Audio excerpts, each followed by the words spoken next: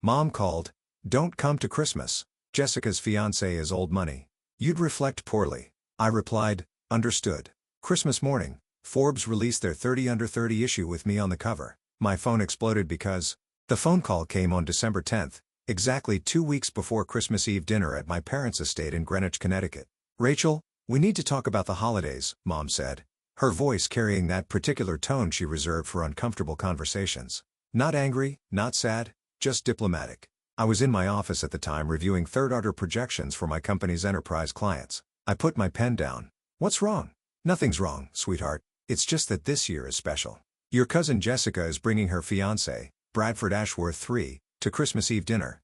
She paused. The Ashworths are old money, Rachel. Bradford's grandfather founded Ashworth Industries. His family has been in the social register since 1927. I waited. Jessica is very nervous about making a good impression with his family, and Bradford's parents will be joining us as well. It's essentially a pre-wedding family merger dinner. Another pause. Your Aunt Caroline thinks it would be best if we kept things streamlined, just immediate family who can speak to the family's success and standing. I am immediate family. Mom?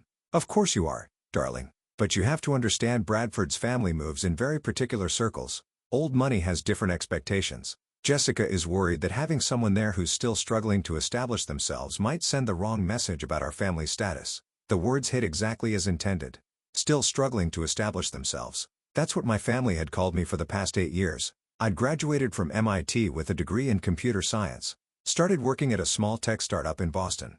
Lived in a modest apartment in Cambridge. Drove a 10-year-old Honda Civic. Wore clothes from Target. To my family, my hedge fund manager father, my socialite mother, my corporate lawyer brother, and my doctor's sister. I looked like failure. The embarrassing relative who'd chosen the wrong path. What they didn't know was that the small tech startup I'd joined in 2015 was a company I'd co-founded with 2 MIT classmates, a company called Novice Analytics that specialized in AI-driven enterprise data security solutions. What they didn't know was that I owned 31% of the company. What they didn't know was that Novice Analytics had just closed a $340 million Series Funding round in October, valuing the company at $1.8 billion.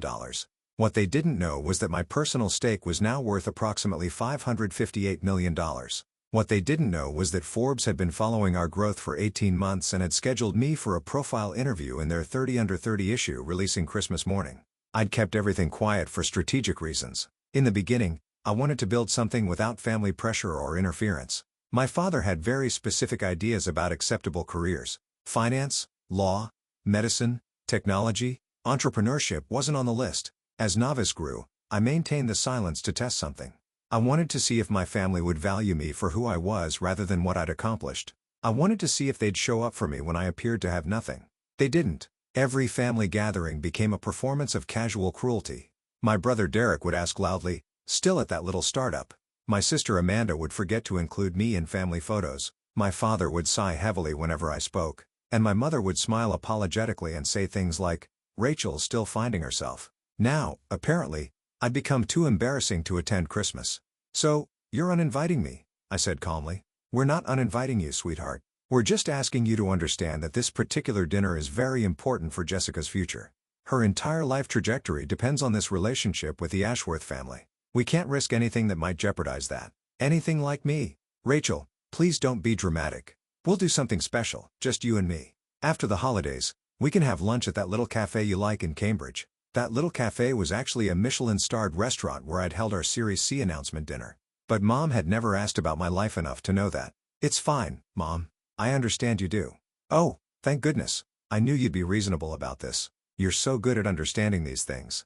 After we hung up, I sat in my corner office, floor tossy-isling windows overlooking Boston Harbor, and made a decision. I pulled up my contacts and called my publicist, Marcus Chin.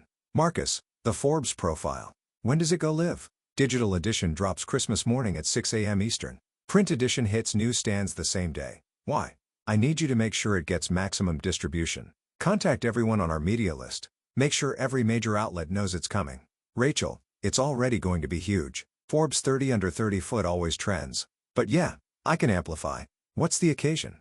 "Just making sure my family can find it." I said the 8 years between MIT graduation and that phone call had been carefully constructed. I'd met my co-founders David Park and Jennifer Wu in our junior year. We'd all been working on different aspects of cybersecurity research. Jennifer was brilliant with encryption algorithms. David could spot vulnerabilities in any system within minutes.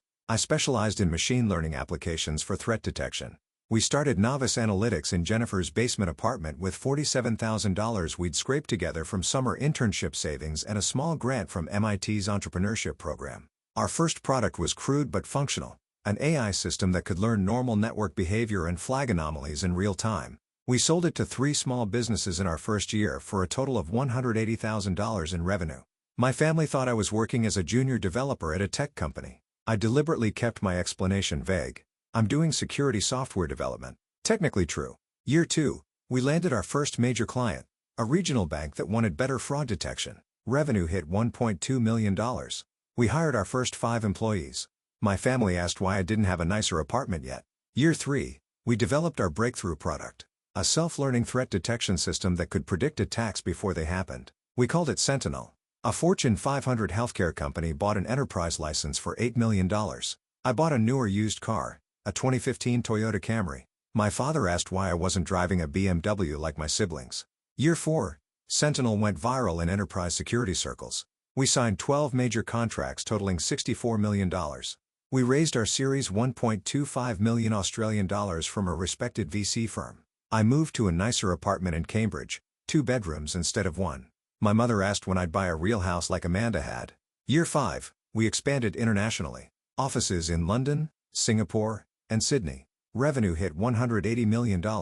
Series B funding brought in $95 million at a $620 million valuation. I bought a small condo near MIT. Nothing flashy, comfortable. My brother asked if I needed money for a down payment on a real place. Year 6, we became the industry standard. If you were a major corporation handling sensitive data, you used Novice Analytics. Our client list included 47 Fortune 500 companies. Revenue $340 million. Series C, $180 million at a $1.1 billion valuation. We'd become a unicorn. I wore the same Target clothes to family dinners. Year 7, expansion into government contracts. Department of Defense, Department of Homeland Security, Federal Reserve. Revenue exceeded $500 million. The company everyone in tech was watching. I still drove the Camry. Year 8, October 2023. Series D closed, $340 million at $1.8 billion valuation. We were preparing for IPO discussions in 2024. Forbes reached out for the 30 under 30 profile and my family uninvited me from Christmas because I'd embarrassed them. The beautiful irony was that I'd deliberately maintained my modest lifestyle as a test. I wanted to see if my family loved Rachel the person or Rachel the achievement. I wanted to know if they'd show up when I appeared to have nothing. Every dismissive comment, every casual cruelty, every forgotten invitation had been noted, recorded, saved. I wasn't hiding my success. I was watching who deserved to share it. The Forbes interview happened on December 15, 5 days after my mother's call. The journalist, Catherine Morrison, met me at Novice headquarters.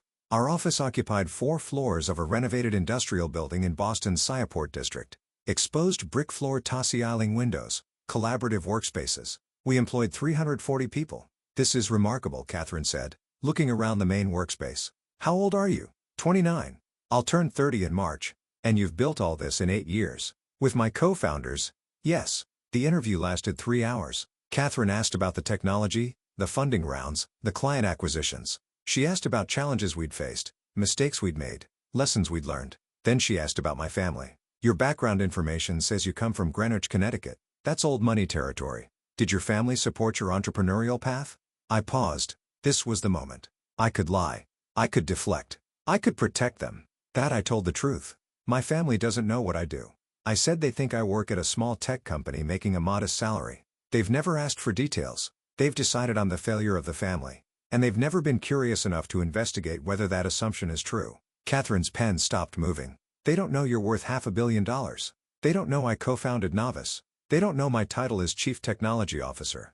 They don't know I hold 31% equity. They've never asked to visit my office. They've never asked about my work beyond still at that little startup. I smiled. 2 weeks ago, my mother uninvited me from Christmas Eve dinner because my presence would embarrass the family in front of my cousin's wealthy fiancé. She uninvited you? She said having someone who's still struggling to establish themselves would send the wrong message about our family's status. Catherine was quiet for a moment. That's going in the article. I assumed it would. Rachel, this profile is going to be read by millions of people. Your family will find out. I know. On Christmas morning. I know you're okay with that. I thought about 8 years of dismissals, 8 years of being forgotten, overlooked, diminished, 8 years of testing whether they'd love me without achievement to validate my worth. I'm not doing this for revenge. I said, I'm doing this because I'm tired of hiding my success to protect people who never protected me. I built something extraordinary. I employed 340 people. I secured data for organizations that protect millions of lives, and I did it while my family was ashamed to include me in a photograph. Catherine nodded. When does this publish? Christmas morning, December 25th, 6 a.m. The days before Christmas, I made careful preparations. First, I called my lawyer, Sarah Vance, who'd handled our corporate work since. Sarah, I need you to prepare something for me. I want a complete documentation package of my equity stake in Novice, my role as CTO, and the company's current valuation, official letterhead, all signatures, everything legally binding. Is there a problem? No problem. I'm just going to need proof of something very soon, and I want ironclad documentation. I'll have it ready by December 23rd. Second, I called Marcus. The Forbes piece is going to create chaos in my personal life. I said, I need you to prepare a statement I can release if necessary. Something brief about maintaining privacy while building the company. Something about family dynamics being complicated. Something that protects my co-founders and employees from the drama. Consider it done. Want me to brief the team about potential incoming? Yes, Christmas Day is going to be busy. Third, I called my co-founders for a video meeting. Listen, you both know I've kept my family at arm's length from Novice. That's about to change in a very public way. The Forbes profile reveals that my family doesn't know about my role here. It might create some media interest in that angle. I want you both to be prepared. David laughed. Rachel, we've got your back. Your family has no idea what they missed out on. Let them find out with the rest of the world. Jennifer was more thoughtful. Are you sure you want to do this? Once it's public, you can't take it back. I'm sure I've spent 8 years being small to make them comfortable. I'm done. Finally, on December 23rd, I did something I'd never done before. I went shopping. I bought a dress, a midnight blue silk dress from a designer boutique in Boston. Cost $3,800. I bought shoes to match. I bought jewelry, simple, elegant, expensive. I got my hair professionally styled. For 8 years, I dressed down, dressed modest, dressed forgettable. For Christmas, I was going to dress like the CTO of a $1.8 billion company. Because even though I wasn't invited to my family's dinner, I had somewhere else to be. Marcus had arranged something perfect. On Christmas evening, there was a holiday gala at the Four Seasons Boston, a charity event for tech industry leaders benefiting STEM education programs. The guest list included CEOs, venture capitalists, and several Forbes journalists, including Catherine Morrison, URSEV VP. Yes, if my family was going to celebrate Christmas with old money, I'd celebrate with new money, the money that built things, changed industries, and employed thousands. On Christmas Eve, I spent the evening alone in my condo, ordered takeout, watched classic movies, checked my phone periodically. Nothing from my family. No Merry Christmas Eve text. No wish you were here message. No acknowledgement at all. At midnight, I checked the Forbes website. The article wasn't live yet. 6 more hours. I went to bed. My phone started vibrating at 6:02 a.m. The Forbes digital edition had gone live at 6 a.m. exactly as scheduled. By 6:02, the notifications were already cascading. LinkedIn 47 new connection requests. Email 83 new messages. Twitter, my mentions were exploding. Text messages from colleagues. Congratulations. Why didn't you tell us? Holy Rachel. I made coffee and opened the Forbes article on my laptop. The headline read, The Secret Billionaire. How Rachel Morrison built a $1.8 billion empire while her family thought she was failing. The photo was perfect. Me in our offices standing in front of floor-to-ceiling windows overlooking Boston Harbor, wearing my typical modest outfit, smiling calmly. The contrast between the humble appearance and the billion-dollar backdrop was striking. Catherine's article was brilliant. She detailed Novice's rise, our technology, our client list, our funding rounds. She included quotes from our investors, our clients, even from David and Jennifer. And then around paragraph 12, she included my family story. Morrison comes from wealth. Her father is a successful hedge fund manager in Greenwich, Connecticut. Her siblings are established in law and medicine, but her family doesn't know about her success. They think I work at a small tech company, Morrison explained. They've decided I'm the family failure, and they've never been curious enough to investigate whether that's true. 2 weeks before this interview, Morrison's mother uninvited her from the family's Christmas Eve dinner, explaining that her presence would embarrass the family in front of relatives bringing wealthy connections to the gathering. Having someone who's still struggling to establish themselves would send the wrong message, her mother reportedly said. Morrison, whose personal net worth exceeds $550 million, took the news calmly. I've spent 8 years testing whether my family would value me without achievement to validate my worth. She said they didn't. The article continued with business details, technology insights, and future projections. But that section, those 3 paragraphs were already being screenshot and shared across social media. By 7 a.m., Rachel Morrison was trending on Twitter. By 8 a.m., my phone rang. I let it go to voicemail. It rang again immediately. That voicemail. Derek called. Amanda called. Aunt Caroline called. I turned off my phone and went for a run. When I returned at 10 a.m., I turned my phone back on.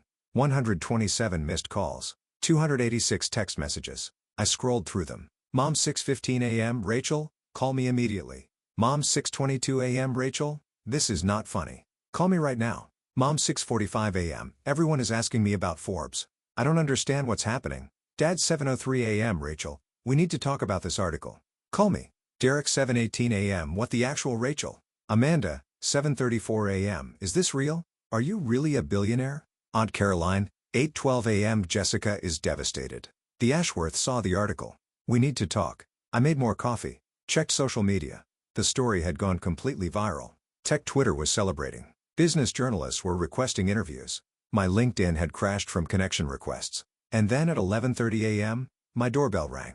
I checked the security camera. My entire family stood in the hallway. Mom, Dad, Derek, Amanda, all dressed in Christmas finery, clearly having left their celebration to drive to Cambridge. I opened the door. Rachel. Mom rushed forward, arms outstretched for a hug. I stepped back. Merry Christmas. Merry Christmas, sweetheart. We had to come see you immediately when we saw the Forbes article. We couldn't believe. Why didn't you tell us? They crowded into my modest condo. The same condo Amanda had once called depressing.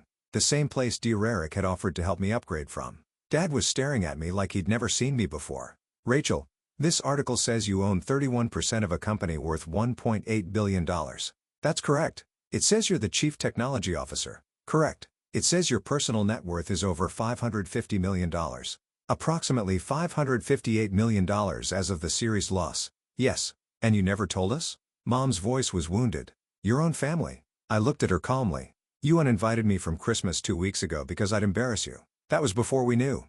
Exactly. The silence that followed was deafening. Derek broke it. Rachel, come on. You have to understand how this looks. You've been pretending to be poor for 8 years. I've been living modestly. There's a difference. I never lied about anything. I told you I worked in tech security. I told you I was doing well. None of you ever asked for details. You were deliberately hiding your success. Amanda said, I was testing whether you'd value me without it. That's not fair. Mom protested. You can't test your own family like that. I pulled out my phone and opened my photos. December 2019, Derek's birthday party. I asked if I could bring my business partner to introduce you. You said, and I quote, let's keep it family only. We don't need your work friends here. That business partner was Jennifer Wu, my co-founder. She's now worth $590 million. I scrolled. June 2020, Amanda's graduation from medical school. I mentioned I just closed a major contract and wanted to celebrate with you. Dad said, that's nice, honey, and changed the subject to Amanda's residency offers. That contract was $8 million from a Fortune 100 company. I scrolled again. November 2021, Thanksgiving. I tried to explain what my company does. Mom interrupted me to ask Derek about his latest case. You literally stopped me mid-sentence to talk about Dear Eric's work instead. We didn't know it was important. Mom said, you didn't ask if it was important. You assumed it wasn't. You assumed I wasn't. Dad's voice was quiet. Rachel, we made mistakes, but you're our daughter. We love you. You love the daughter who's worth $558 million. 2 weeks ago, you didn't love me enough to include me in Christmas dinner. That was a misunderstanding, Aunt Caroline said, stepping forward. She'd been silent until now. Jessica was nervous about the Ashworths, and you thought having your poor, struggling relative around would embarrass you. You were right. You should be embarrassed. Not because of me. Because of how you treated me. Amanda was crying now. Rachel, please. You're our sister. I've always been your sister. My net worth doesn't change that, but apparently it's the only thing that makes me worth including. My phone buzzed. A text from Marcus. Wall Street Journal wants interview. CNN wants you for tomorrow. Bloomberg asking for statement. Should I schedule? I looked at my family. I need you all to leave. Rachel, Mom started now. Please, we're not done talking about this, Dad said. Shlee, we are. You're done talking at me about what I should have told you. I'm done explaining why I didn't trust you with the most important thing I've ever built. I walked to the door and opened it. Merry Christmas. Enjoy your dinner with the Ashworths. I'm sure having a daughter worth $500 million will help make the right impression. Mom's face crumpled. That's not fair. Neither was uninviting me from Christmas. They filed out slowly. Dear Eric tried to say something, but I closed the door before he could. I locked it and leaned against it, breathing heavily. My phone rang again. This time it was Jennifer. Rachel, have you seen Twitter? We're trending #1 worldwide. I saw. Are you okay? The family stuff in the article. That was brave. I'm okay. Better than okay, actually. Good. Because Marcus just forwarded me interview requests from every major outlet. You're about to become very, very famous. I smiled. Send me the list. Let's talk about which ones align with our IPO timeline. Now you're thinking like a CEO. Merry Christmas, Rachel. Merry Christmas, Jen. I hung up and walked to my window. Cambridge stretched out below me, decorated with Christmas lights, beautiful and peaceful. My phone buzzed again. Another text from Mom. Please call me. We can fix this. I deleted it. There was nothing to fix. For 8 years, I'd given them every opportunity to see me. They'd chosen not to look. Now the whole world was looking and I was just getting started. The next 48 hours were a masterclass in consequences. Christmas Day evening, I attended the Four Seasons Gala in my midnight blue dress. The moment I walked in, the room shifted. People who'd been circulating stopped. Conversations paused. Catherine Morrison approached immediately, champagne glass in hand. Rachel, you look stunning. How are you holding up? Better than expected. Your family showed up at my door this morning. All of them. And I sent them away. She smiled. Good for you. Come on, there are some people who've been dying to meet you. She introduced me to venture capitalists who'd been courting Novice for years, CEOs who wanted to discuss partnerships, journalists requesting interviews. I spent 3 hours networking with people who valued what I'd built, not who my family was. At one point, I found myself talking with Margaret Chin, the CEO of a Fortune 50 tech company and one of the most powerful women in business. I read your Forbes profile this morning, she said. The part about your family that took courage. It was just honesty. Honesty is courage in a world that prefers pretty lies. She paused. My parents didn't speak to me for 2 years after I dropped out of medical school to start my first company. They thought I was throwing my life away. Now they tell everyone they always knew I'd be successful. What did you do? I stayed successful and I stayed honest about the journey. Eventually, they either accept reality or they don't. But you can't build an empire while carrying people who don't believe in you. That conversation stayed with me. December 26th, the story exploded further. Wall Street Journal ran a feature tech hidden billionaire. Why Rachel Morrison kept her family in the dark. Bloomberg covered it. TechCrunch did a deep dive on Novice's technology and valuation. The narrative that emerged was fascinating. Social media split into camps. One camp celebrated the working in secret angle, the idea that I'd built something extraordinary without fanfare or family pressure. Tech founders shared their own stories of family members who didn't understand their work. Another camp debated the ethics of testing family. Therapists weighed in on social media about family dynamics and unconditional love. But the dominant narrative was about class, old money versus new money, and the cruelty of families who value appearance over substance. My family became a symbol of everything wrong with old money attitudes. December 27th, my phone rang from an unknown number. I answered, Miss Morrison, this is Bradford Ashworth III. I nearly dropped my phone. Jessica's fiancé? Yes, I'm calling because I owe you an apology. I had no idea your family had uninvited you from Christmas because of me. Because of my family's expectations. That's unconscionable. I was silent, shocked. I want you to know that I told Jessica yesterday that any family who would treat you that way isn't a family I want to marry into. I've ended our engagement. You what? I ended it. My family has old money. Yes, but we built that money through innovation and hard work 3 generations ago. My grandfather would be appalled to know his name was used to exclude someone like you. Someone who's actually building something meaningful.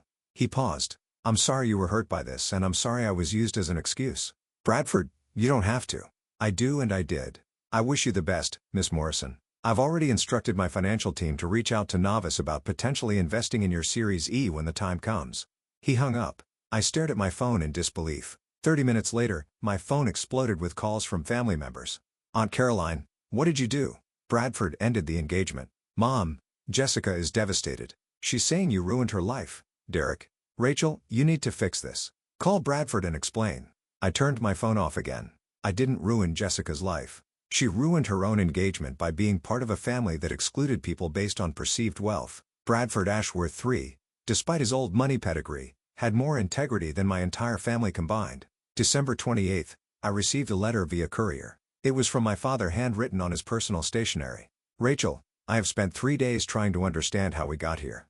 I have read the Forbes article 17 times. I have read every comment, every think piece, every social media discussion about our family. I want to tell you that we didn't mean to hurt you. I want to tell you that we always loved you. I want to tell you that we simply didn't understand. But those would be excuses. The truth is that we valued achievement over character. We valued appearance over substance. We valued what you could do for the family's image rather than who you were as a person. Your mother is devastated. Your siblings are confused and hurt. Your aunt is furious about Jessica's broken engagement. But none of their feelings matter as much as this. You were right. You built something extraordinary while we dismissed you. You proved yourself while we doubted you. You succeeded while we predicted failure. And when your success became public, our first thought wasn't pride. It was how we could benefit from it. I am ashamed. I don't expect forgiveness. I don't expect reconciliation. I'm writing because you deserve to know that I finally see what I couldn't see before. You didn't need us to succeed, but we needed you to matter. I'm sorry we failed you. Dad, I read the letter 3 times. It was the most honest thing my father had ever said to me. It also didn't change anything. 6 months later, I stood in the New York Stock Exchange wearing a custom Navy suit, watching Novice Analytics go public. The IPO priced at $32 per share, valuing the company at $4.2 billion. My stake was now worth $1.3 billion. Jennifer, David, and I rang the opening bell together. Our 340 employees cheered from the trading floor. Our investors celebrated. Our clients sent congratulations. My family wasn't there. I'd invited them. Actually, sent formal invitations through my lawyer in March. Mom declined via text. We don't want to intrude on your professional moment. The truth was simpler. They were ashamed to face the public scrutiny. After the Forbes article went viral, our family dynamics had become a case study in business schools, psychology courses, and family therapy sessions. The Morrison family case was taught at Harvard Business School as an example of how families can damage higher-forming members through exclusion and dismissal. My mother couldn't attend a charity luncheon in Greenwich without someone asking about that Forbes article. My father had resigned from 2 boards when members kept bringing it up. Rarick and Amanda had both reached out several times. Rarick apologized genuinely. Amanda sent long emails about family therapy and healing. I'd responded politely but maintained distance. The person who surprised me most was Jessica. She'd called in February, 3 months after Bradford ended their engagement. Rachel, I need to apologize. Actually, I need to do more than apologize. I need to thank you for what? For exposing exactly who I'd become. Bradford was right to end things. I was so focused on marrying into the right family that I forgot to be a decent human being. I excluded you because you didn't fit my image of success. That's unforgivable. Jessica, let me finish. I've spent 3 months in therapy. Real therapy. Not just venting to a counselor. I'm learning that I constructed my entire life around other people's approval. I don't even know what I actually want. She paused. I enrolled in a master's program. Social work. I start in the fall. Social work. I want to help families that are struggling. Real struggling. Not can't afford the right country club. Struggling. I want to do something that matters. We'd met for coffee after that. Started rebuilding something. Not the cousin relationship we'd had before, but something more honest. Now at the NYC watching our stock ticker envious flash on screens. My phone buzzed. Jessica watching the live stream. So proud of you. You did this. Bradford Ashworth 3. Congratulations, Ms. Morrison. Told you we'd invest in Sir Easy. Looking forward to our partnership. Marcus stock up 34% in first hour. You're officially a billionaire. How does it feel? I looked around the trading floor at Jennifer, who'd believed in our technology from day one. At David, who debugged code at 3 a.m. in Jennifer's basement. At our employees who'd built this company into something that mattered. I thought about my family. Absent, but finally honest about why. I thought about 8 years of testing, watching, building in secret while being dismissed as a failure. I thought about the choice I'd made to value authenticity over approval. And I realized something. I wasn't relieved that they finally saw my success. I was relieved that I'd stopped needing them to. My phone rang. Unknown number. I almost declined, but something made me answer. Rachel Morrison speaking. Ms. Morrison, this is Governor Williams's office. The governor would like to know if you'd be available for a meeting next week to discuss a new STEM education initiative she's launching. She was very impressed by your Forbes profile and your commitment to educational access. I smiled. I'd be honored. Have your office send the details to my assistant. After I hung up, Jennifer appeared at my elbow. Everything okay? Everything's perfect. Governor wants to meet about education programs. Of course she does. You're Rachel Morrison, billionaire tech CEO who built an empire while her family thought she was failing. He grinned. Never gets old. It really doesn't. We watched the stock ticker together. Envious climbing. Hey Rachel, Jennifer said quietly. Yeah, I'm glad you kept a secret from them. I'm glad you protected what we built until it was strong enough to speak for itself. Me too. And I'm glad you're my friend, not just my co-founder. I looked at her. My actual family. The one I'd chosen. The one that had showed up when I appeared to have nothing. Me too, I said. My phone buzzed one more time. Mom, watching the stock exchange coverage. You look beautiful. I'm sorry I'm not there. I understand why. I love you. I stared at the message for a long moment. Then I typed back. I love you too. But love isn't enough anymore. It has to be accompanied by respect, curiosity, and belief. When you're ready to offer those, we can talk. I hit send and put my phone away. The stock ticker showed NVUs at $43.50, up 36%. Jennifer raised her champagne glass to novice. David appeared with his own glass to the team. I raised mine to building things that matter with people who believed in us when we had nothing to offer but potential. We clinky-dinky glasses below us. The trading floor roared with activity. Our company, our creation, our proof that success isn't about where you come from or who believes in you. It's about what you build when no one's watching. And I'd built something extraordinary. The Forbes cover that had exposed my family's cruelty was framed now hanging in our office lobby, not as a trophy of revenge, but as a reminder. The people who dismiss you when you're building are rarely the people you want celebrating when you've succeeded. I'd learned that lesson at Christmas and I'd never forget.